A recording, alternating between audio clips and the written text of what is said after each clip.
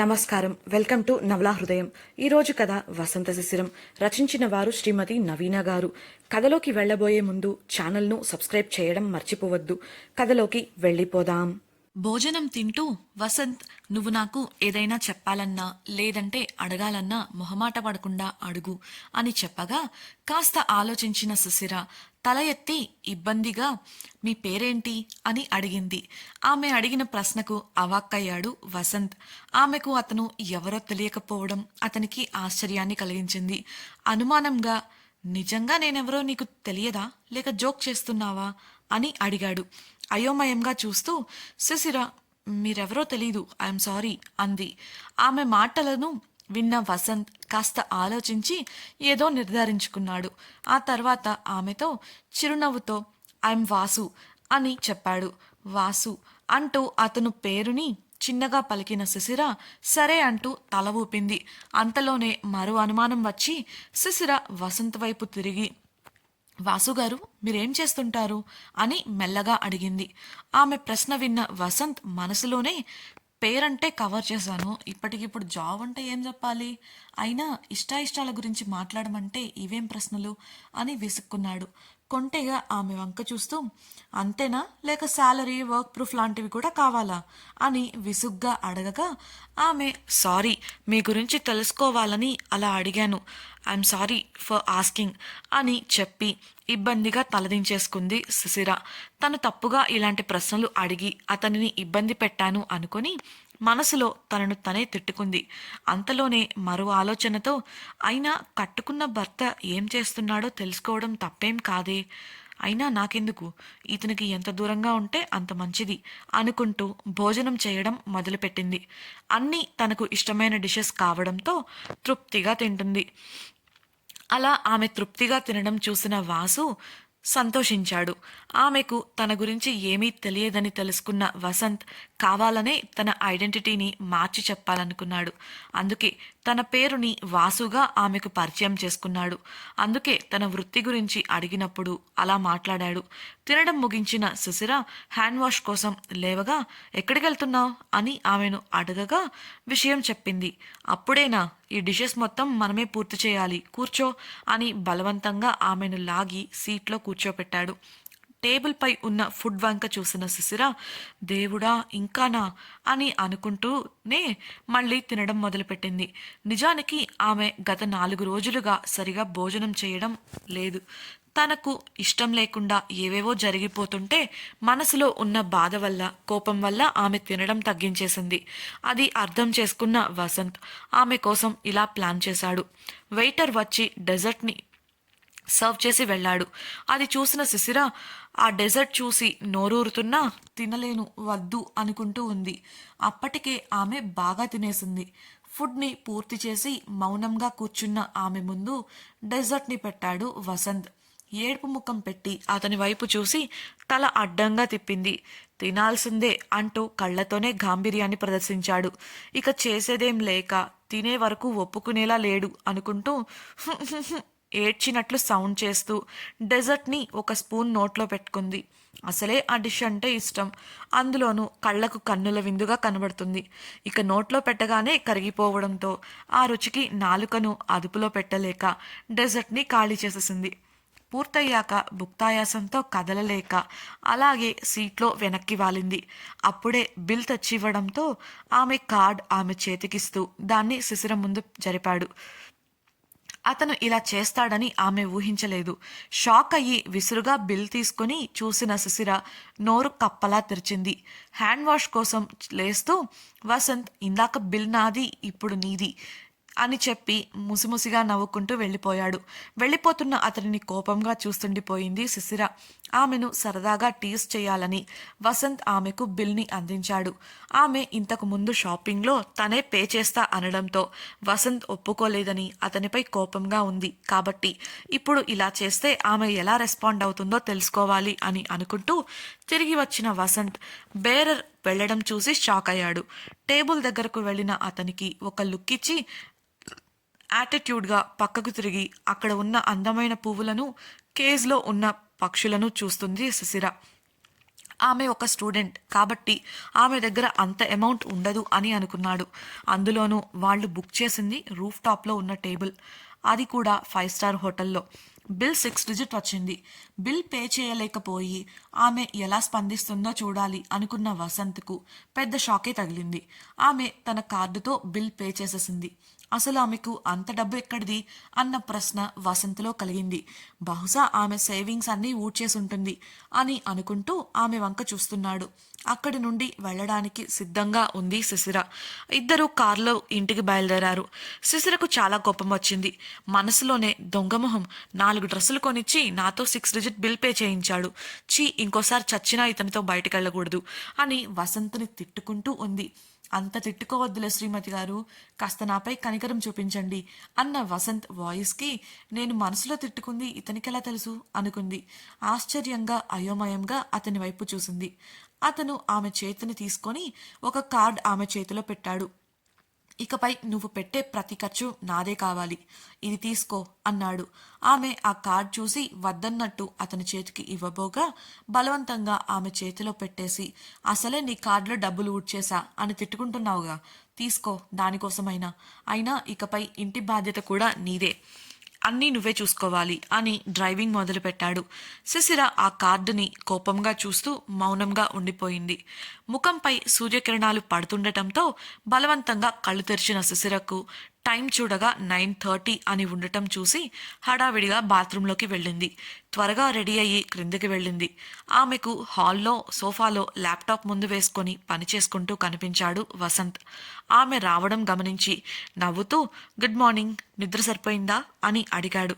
ఆమె భయంగా తలదించుకొని ఐఎమ్ సారీ, టైం చూసుకోలేదు, ఇప్పుడే వెళ్ళి మీకు ఫుడ్ కాఫీ తీసుకొస్తాను అని వేగంగా వెళ్ళబోయిన శిశిరకు ఫుడ్ రెడీగానే ఉంది, నీకోసమే ఎదురు చూస్తున్నాను, పద తిందాం అని టేబుల్ వైపు కదిలాడు. డైనింగ్ టేబుల్పై ఉన్న ఫుడ్ని చూసిన శిశిరకు అంత ఫుడ్ బయట నుంచి తెప్పించాడని అర్థమైంది.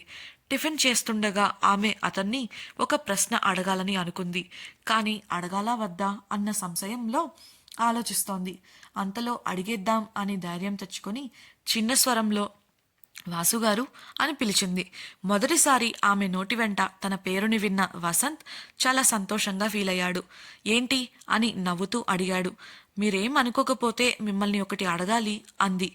అడుగు అన్నట్లు సైగ చేసిన అతనితో నేను వచ్చి 4 days అయినా నేను మీ ఫ్యామిలీలో ఎవరిని చూడలేదు, సడన్గా పెళ్లి చేసుకున్నారని వారికి మీ మీద కోపమా అని అడిగింది. అది విన్న వసంత్ ఏ ఎక్స్ప్రెషన్ లేకుండా చెప్పకుండా పెళ్లి చేసుకుంటే ఎవరికి మాత్రం కోపం రాదు, అయినా డోంట్ వరీ, వారికి నీపై మాత్రం కోపం ఉండదులే అని అన్నాడు. వారు ఎక్కడున్నారో చెప్పండి, నేను మాట్లాడతాను, ఎంతైనా నా వల్లే కదా ఈ ప్రాబ్లం, నేనే సాల్వ్ చేస్తాను అని చెప్పింది. నేను చెప్పాను కదా, డోంట్ వరీ, ఇకపోతే టైం వచ్చినప్పుడు నేను నిన్ను వాళ్ళ దగ్గరికి తీసుకెళ్తా అని అనడంతో శిశిర మౌనంగా ఉండిపోయింది. 4 రోజులుగా అతని బంధువులను చూడని శిశిర తనను పెళ్లి చేసుకున్న కారణంగా వాసుని తన కుటుంబం దూరంగా పెట్టింది అని అర్థం చేసుకుంది. అతనిపై వారు చాలా కోపంగా ఉన్నారు కాబట్టే వారు కనీసం వీరిని చూడటానికి కూడా రాలేదని అనుకుంది. తాను ఎక్కడ ఉంటే అక్కడ సమస్యలు వస్తాయని భావించింది. ఎలా అయినా ఆ కుటుంబంలో తన వల్ల వచ్చిన సమస్యని తనే పరిష్కరించాలి అనుకుంది. కానీ అందుకు వాసు చెప్పింది విన్నాక అతను చెప్పినట్లే చెయ్యాలి అనుకుంది. ఆ రోజు సండే కావడం, స్టాఫ్ కూడా లేకపోవడంతో కిచెన్లో ఉండే పని, వంట పని తానే చూసుకుంది శిశిర. ఫ్రీ టైంలో రెస్ట్ తీసుకుంటూ ఉంది. ఉమకు ఫోన్ చేసి తాను మరుసటి రోజు నుంచి కాలేజీకి వస్తున్నాననే గుడ్ న్యూస్ని చెప్పింది. అది విన్న ఉమ కూడా చాలా సంతోషించింది. నైట్ డిన్నర్ చేస్తున్నప్పుడు వసంత్ మార్నింగ్ ఏ టైంకి స్టార్ట్ అవుతున్నావు అని అడగగా శిశిర సమాధానం ఇస్తూ ఇక్కడి నుంచి కాలేజీకి వెళ్ళడానికి ఎంత కాదన్నా 3 hours పడుతుంది, కాబట్టి నేను 6కే స్టార్ట్ అవుతాను అంది. అది విన్న వసంత్ సరే, కార్ని 6కే రమ్మని చెప్తాను, జాగ్రత్తగా వెళ్ళిరా అని అన్నాడు. మొహమాటంగా శిశిర కార్ వద్దు, నేను బస్కే వెళ్ళిపోతాను ప్లీజ్ అంది. వినని వసంత్ వెళ్తే కార్లో వెళ్ళు, లేదంటే నేను డ్రాప్ చేస్తాను అనడంతో వామ్మో అనుకుంటూ మీకెందుకు అంత శ్రమ, నేను కార్లోనే వెళ్తాను అని టెన్షన్ పడుతూనే నవ్వు ముఖంతో చెప్పింది శిశిర. ఇక ఆ తర్వాత ఎవరి రూమ్స్కి వాళ్ళు వెళ్ళిపోయారు. తెల్లవారింది. కాలేజ్కి వెళ్ళడానికి సిద్ధమై క్రిందికి వచ్చిన సుశిర నిర్మలను చూసి పనివారంతా వచ్చేశారని అర్థం చేసుకుంది. బయటకి వెళ్ళబోయిన సుశిరను మ్యామ్ బ్రేక్ఫాస్ట్ సిద్ధంగా ఉంది అని చెప్పి ఆపింది సుశిర. అభ్యర్థనగా ప్లీజ్ నిర్మలమ్మ గారు ఇవాళ వద్దు, నాకు ఇప్పటికే లేట్ అవుతోంది ప్లీజ్ అని అడిగింది సుశిర. అందుకు ఆమె సారీ మ్యామ్, తినకపోతే బయటికి పంపొద్దని సార్ స్ట్రిక్ట్గా చెప్పారు అని చెప్పడంతో చేసేదేం లేక గబగబా ఫుడ్ని నోట్లో కుక్కుకొని తిని హ్యాండ్ వాష్ చేసుకొని బయటికి కదిలింది. వెళ్తున్న ఆమెకు ఎదురుగా వచ్చి నిలబడింది నిర్మల. విసుగ్గా ఇంకా ఏంటి అని అడిగిన సుశిరకు లంచ్ బాక్స్ అందించగా సరే అని తీసుకొని ఫాస్ట్గా కారులోకి దూరిపోయింది. ఆమె ఇప్పటి వరకు ఫుడ్ తినడం, కాలేజీకి వెళ్ళడం కోసం హడావిడి పడటం వసంత్ తన ముందు ఉన్న మొబైల్ స్క్రీన్లో చూశాడు. ఆమె అలా కుక్కుకుంటూ తింటుంటే కోపం వచ్చినప్పటికీ బుగ్గల నిండా ఫుడ్ పెట్టుకొని ముద్దుగా ఉన్న ఆమెను చూసి నవ్వుకున్నాడు. కార్ ఇంట్లోంచి బయటకు వెళ్లడం పైన వర్కౌట్ చేసుకుంటూ చూశాడు వసంత్. కార్లో వెళ్లడం వల్ల 2 గంటలలోనే కాలేజీకి చేరుకుంది సుశిర. క్లాస్కి ఇంకా టైం ఉండటంతో డ్రైవర్ని వెళ్ళిపోమ్మని చెప్పి ప్రక్కనే తాను ఉంటున్న ఇంటి వైపు కదిలింది. కాలింగ్ బెల్ మ్రోగడంతో డోర్ తీసిన ఉమకు గుమ్మం దగ్గర నవ్వుతూ నిలబడిన సుశిరను చూసి సంతోషం కలిగింది. ఆమెను హత్తుకుంది. అంతలోనే ఆమెకు సుశిర గత కొద్ది రోజులుగా పడిన బాధ, ఎదుర్కొన్న పరిస్థితులు గుర్తొచ్చి కళ్ళల్లో నీళ్లు తిరిగాయి. ఆమెను వదిలి దూరంగా జరిగి కన్నీటిని తుడుచుకుంది. అది చూసిన సుశిర ఆమెను సముదాయించడానికి ప్రయత్నించింది. అలా కాసేపు ఆ మాట ఈ మాట చెప్పుకుంటూ ఉమ కూడా రెడీ అయింది. ఉమా టిఫిన్ రెడీయా ఆర్చుకుంటూ గదిలో నుంచి బయటకు వచ్చిన మధు శిశిరను చూసి అవాక్కైంది. మెడలో పసుపు తాడుతో ఎదురైన శిశిరను ఆశ్చర్యంగా శిశిర నీకు పెళ్ళయిందా? ఎప్పుడు? అందుకోసమే నువ్వు మీ ఊరెళ్ళావా?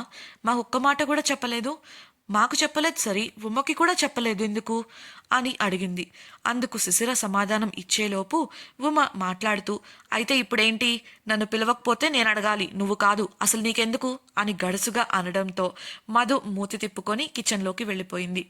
ఉమ తన బ్రేక్ఫాస్ట్ లంచ్ ప్యాక్ చేసుకొని శిశిరతో పాటు త్వరగా కాలేజీకి వెళ్ళిపోయింది. క్లాస్ బయట కూర్చొని టిఫిన్ తింటూ ఇంతకీ అతని గురించి ఏమైనా తెలిసిందా అని బుక్ చదువుతున్న శిశిరను అడిగింది ఉమ. ఎవరి గురించి అన్న శిశిరని అబ్బా నువ్వు పెళ్లి చేసుకున్న వ్యక్తే అడిగింది ఉమ. అతని గురించి పెద్దగా తెలియదు ఉమ, పేరు మాత్రం వాసు అని చెప్పాడు. అయినా అతని గురించి మాట్లాడకు, పిచ్చ కోపం వస్తుంది అని విసుగ్గా బుక్ ఓపెన్ చేసింది శిశిర. ఉమ ఆమెను అనుమానంగా చూస్తూ ఏమైనా చేశాడా అని అడగడంతో శనివారం సాయంత్రం వారు షాపింగ్కి వెళ్లడం దగ్గర నుంచి జరిగినదంతా చెప్పింది. అయితే అతను తనతో చేసిన రొమాన్స్ని మాత్రం చెప్పలేదు. అది ఆమెకే ఏదోలా అనిపించడంతో ఆ విషయం దాచేసింది.